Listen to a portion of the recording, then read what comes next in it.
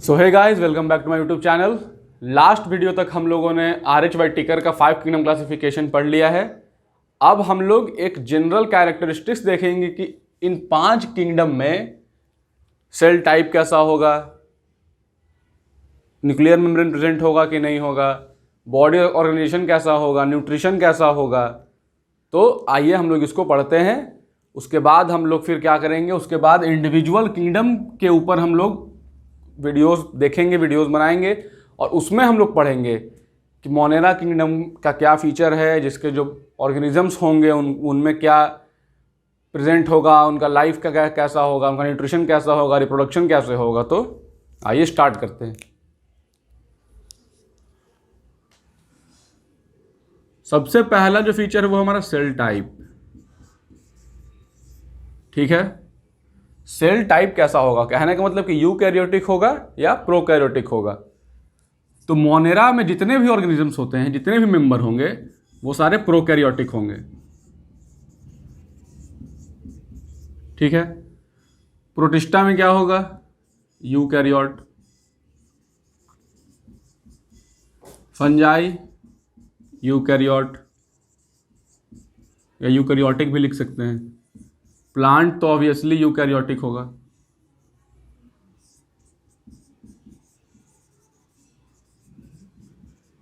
और एनिमल्स भी यूकैरियोटिक होंगे। ठीक है, मतलब kingdom fungi, kingdom protista, kingdom Plantae और किंगडम एनिमिलिया के जितने भी मेंबर्स होंगे वो सारे कैसे होंगे, यूकैरियोटिक होंगे। किंगडम मोनेरा के मेंबर कैसे होंगे, प्रोकैरियोटिक होंगे। और अब यहाँ याद क्या रखना है, हम लोग कल भी बात किए थे, जहाँ प्रोकैरियोटिक आएगा वहाँ क्या याद करना है, nuclear membrane absent, membrane bounded cell organelle absent, histone proteins generally absent.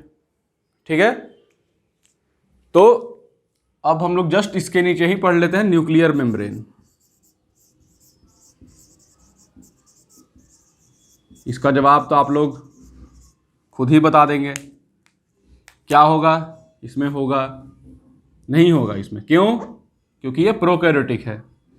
Present होगा, प्रेजेंट होगा, प्रेजेंट होगा और प्रेजेंट होगा। ठीक है,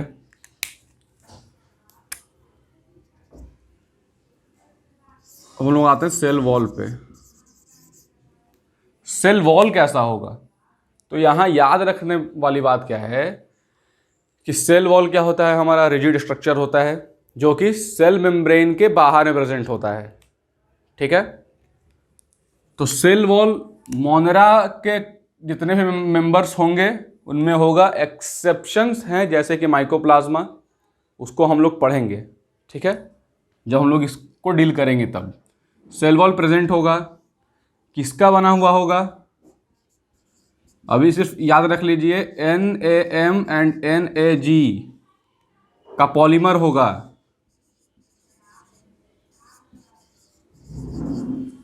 या इसको हम लोग कह सकते हैं पेप्टिडो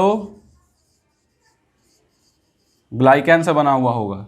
ठीक है, NAM और NAG क्या है, N एसिटाइल म्यूरामिक एसिड और N एसिटाइल गुआनोसाइन। ये दोनों अल्टरनेट में प्रेजेंट होते हैं, पेप्टाइड बॉन्ड से लिंक्ड होते हैं। और जब एक साथ कनेक्टेड होंगे तो क्या बनाएंगे, एक स्ट्रक्चर बनाते हैं जिसको हम लोग क्या कहते हैं, पेप्टिडोग्लाइकैन, जिसको कह सकते हैं पेप्टिडो मतलब पेप्टाइड और ग्लाइकैन मतलब ग्लूकोज डेरिवेटिव कार्बोहाइड्रेट्स।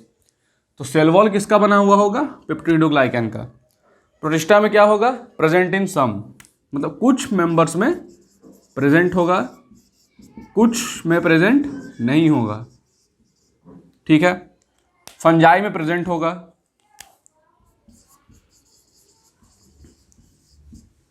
और यहां जो सेल वॉल बना हुआ होगा वो किससे बना हुआ होगा, काइटिन से। ठीक है, प्लांट में क्या होगा, प्रेजेंट होगा। और यहां बना हुआ होगा सेल्यूलोज, मेनली सेल्यूलोज, हेमिसेल्यूलोज भी होता है, लिग्निन, सुबेरिन, ये सब भी डिपॉजिट होता है। तो प्लांट सेल वॉल का जो स्ट्रक्चर है वो मेरे चैनल पे ही मैंने बनाया था, चैप्टर जो आपका 8 है सेल, उसमें। तो आप लोग एक बार जाके उसको देख सकते हैं, उससे आपका वो सेल वॉल वाला टॉपिक भी क्लियर हो जाएगा। वहाँ मैंने इसको भी डील किया है कि कैसे मोनेरा और फंजाई और प्रोटिस्टा में सेल वॉल क्या प्रेजेंट होता है। और एनिमल सेल में याद रखने वाली बात है कि कोई सेल वॉल प्रेजेंट नहीं होगा, ठीक है। तो अगर पूछ देगा एग्जाम में, क्वेश्चन आ रहा है कि which of the following constitutes the outer most boundary of the animal cell, animal cell में सबसे बाहर की बाउंड्री कौन बना रहा है, तो सेल वॉल वहां पे आंसर नहीं होगा, वहां पे आंसर क्या होगा, सेल मेम्ब्रेन। तो cell membrane is the outer most boundary of the animalia kingdom. Cell wall हो गया। अब आता है मोड ऑफ न्यूट्रिशन। ये याद रखना है, ये इंपॉर्टेंट है, ठीक है।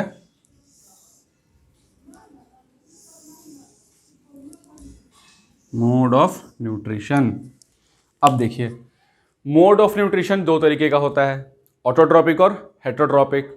ऑटोट्रॉपिक को फर्दर हम लोग डिवाइड करते हैं कि कहाँ से एनर्जी का सोर्स आ रहा है। तो एक होता है कीमोसिंथेटिक ऑटोट्रॉपिक और एक होता है फोटोसिंथेसिस, ठीक है। मतलब कीमोसिंथेसिस एंड फोटोसिंथेसिस। फोटोसिंथेसिस मतलब जैसा नाम से पता चल रहा है, फोटो लाइट के प्रेजेंस में बन रहा है। कीमोसिंथेसिस केमिकल आएगा, उसको ऑक्सीडाइज करेगा, उससे जो एनर्जी मिलेगा उसको यूज करके फूड बनाएगा, कीमोसिंथेसिस। हेटरोट्रॉपिक क्या होता है, जो खुद का खाना खुद नहीं बना सकता है, वो डिपेंडेंट रहेगा दूसरे ऑर्गेनिजम्स पे, उसको क्या कहते हैं, होलोजोइक ऑर्गेनिजम्स या हेटरोट्रॉपिक टाइप ऑफ न्यूट्रिशन। अब हेटरोट्रॉपिक टाइप ऑफ न्यूट्रिशन तीन तरीके का होगा, पैरासिटिक, सैप्रोफिटिक और होलोजोइक, ठीक है। पैरासिटिक मतलब जो दूसरे ऑर्गेनिज्म पे प्रेजेंट है, दूसरे ऑर्गेनिज्म से अपना फूड डिराइव कर रहा है, क्या बोलेंगे, पैरासाइट। जिस ऑर्गेनिज्म में प्रेजेंट होगा उसको बोलेंगे होस्ट। जैसे अगर ह्यूमंस की बात करें तो ह्यूमंस में क्या होता है, लाइस, जिसको जुएं बोलते हैं, वो हमारे हेयर में प्रेजेंट होते हैं, तो वो क्या है, पैरासाइट है, और हम क्या है, होस्ट, ठीक है। दूसरा आता है सैप्रोफिटिक।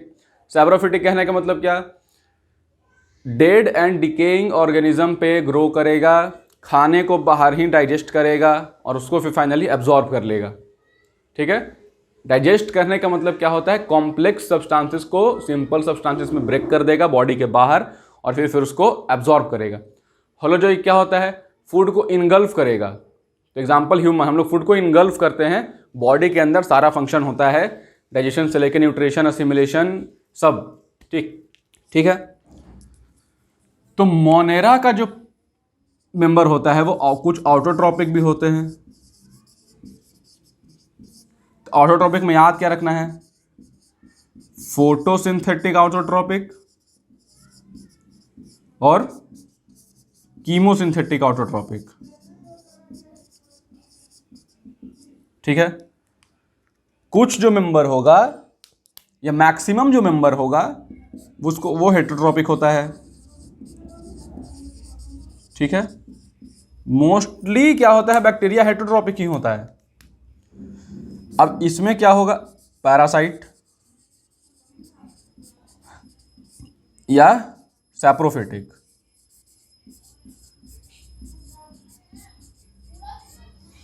ठीक है। प्रोटिस्टा में क्या होगा, ऑटोट्रॉपिक भी होगा, हेटरोट्रॉपिक भी होगा, ठीक है। क्या होगा, ऑटोट्रॉपिक। ऑटोट्रॉपिक में यहां सिर्फ फोटोसिंथेटिक होगा, केमिकल से अपना एनर्जी नहीं डिराइव करेगा, और होगा हेटेरोट्रॉपिक, ठीक है। फंजाई क्या होगा आपका, हेटेरोट्रॉपिक होगा। याद रखना है, हम लोग जब किंगडम फंजाई पढ़ेंगे तो वहाँ एक बहुत ही इंपॉर्टेंट पॉइंट क्या पढ़ेंगे कि किंगडम फंजाई के जितने भी मेंबर होते हैं उनमें क्लोरोफिल एब्सेंट होता है। जब क्लोरोफिल एब्सेंट है तो खुद खाना कैसे बना सकता है, फोटोसिंथेटिक कैसे होगा, तो वो क्या होगा, हेटेरोट्रॉपिक होगा। और हेटेरोट्रॉपिक में दो होगा, या तो सैप्रोफिटिक होगा, मतलब कि डेड एंड डिकेइंग ऑर्गेनिजम्स या सब्सटेंसेस से अपना एनर्जी डिराइव करेगा, न्यूट्रिशन, और नहीं तो पैरासिटिक होगा। और पैरासिटिक कैसे होगा, ये बहुत ही इंपॉर्टेंट टॉपिक है जिसको हम लोग फंजाई में डील करेंगे, मजा आएगा पढ़ने में इसको।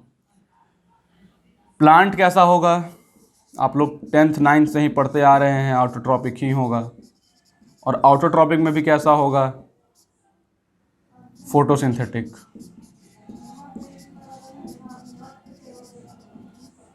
ठीक है। एनिमल्स हेटेरोट्रॉपिक ही होगा।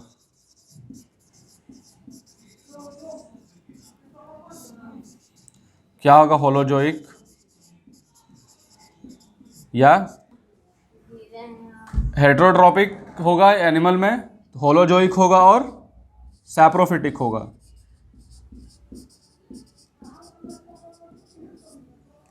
ठीक है, ये हो गया मोड ऑफ न्यूट्रिशन। एक लास्ट हमारा क्या है, बॉडी ऑर्गेनाइजेशन, मतलब कि सेलुलर लेवल होगा, टिश्यू लेवल होगा, ऑर्गन सिस्टम या ऑर्गन सिस्टम लेवल होगा। तो इसको आप लोग लिख लीजिए, फिर हम उसको थोड़ा ऊपर बना लेंगे। क्या है, बॉडी ऑर्गेनाइजेशन लास्ट।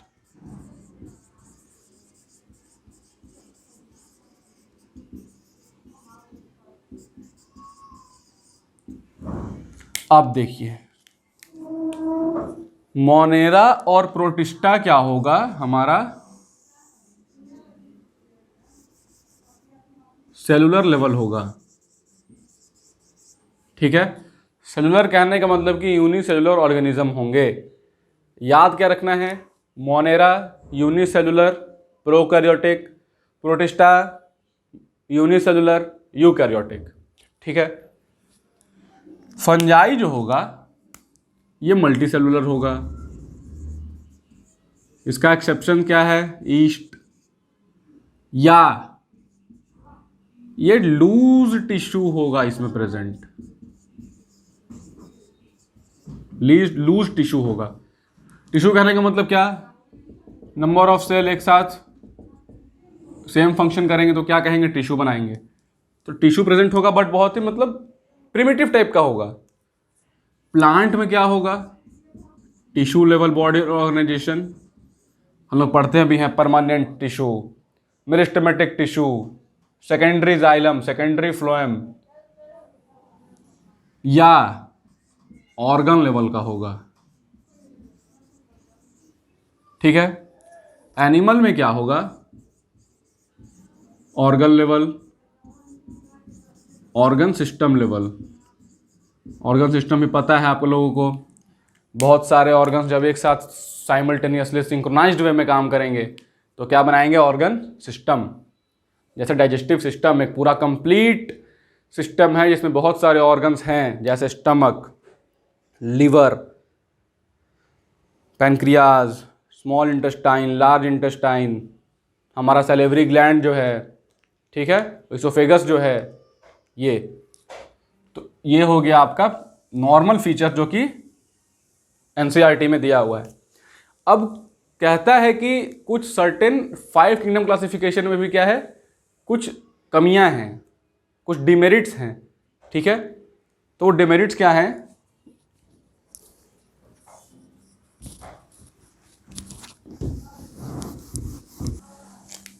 डिमेरिट्स में याद खाली आपको ये रखना है कि क्लोरेला और क्लेमाइडोमोनास ये आपका क्या है, फोटोसिंथेटिक है।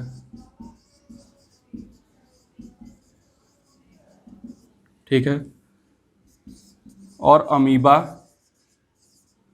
एंड पारामीशियम, बस अंडरलाइन करना है। तो ये साइंटिफिक नेम हो गया, ये नॉन फोटोसिंथेटिक है।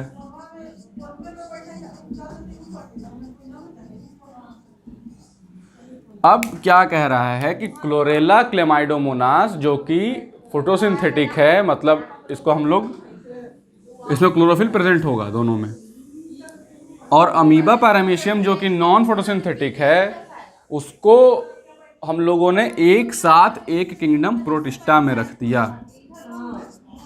ठीक है, तो भैया प्रोटिस्टा में ऐसा एक ही साथ कैसे कर दिए कि फोटोसिंथेटिक और नॉन फोटोसिंथेटिक को ही एक साथ रख दिए। तो जब हम लोग किंगडम प्रोटिस्टा पढ़ेंगे तो सबसे पहला लाइन जो दिया हुआ है एनसीईआरटी में, इम्पॉर्टेंट जो क्या याद रखना है कि boundary of this kingdom is not limited. Boundary जो है वो कोई कहीं भी जिसको कहीं नहीं मिला उसको प्रोटिस्टा में डाल दिए, डिफाइंड नहीं है। ठीक है कि हाँ इस जैसे मोनेरा में क्या है यूनिसेलुलर यू प्रोकैरियोट ही होगा। ठीक है, उसी तरीके से इसमें क्या है कि बाउंड्री नहीं डिफाइंड है, कहीं भी कुछ भी हो सकता है। तो अब एक लास्ट इंपॉर्टेंट क्या है, 5 किंगडम क्लासिफिकेशन तो हम लोगों ने पढ़ लिया, एक 6 किंगडम क्लासिफिकेशन दिया गया है।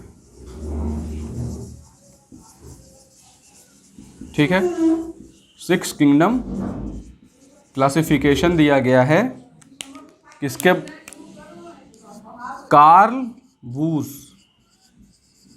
Karl Woese gave the 6 kingdom classification. इन्होंने लाइफ को क्या किया, 3 डोमेन्स में डिवाइड कर दिया। ठीक है, क्या कर दिया, 3 डोमेन्स में। इन्होंने कहा कि 3 डोमेन्स ऑफ लाइफ होता है। ठीक है, एक हमारा होगा आर्की, एक है बैक्टीरिया, और ये यूकैरियोट। ठीक है, आर्की बैक्टीरिया,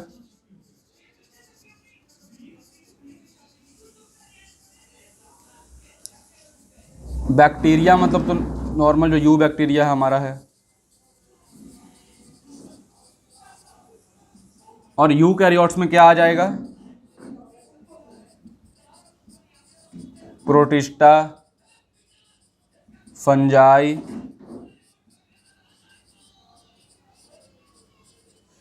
प्लांटी और एनिमिलिया।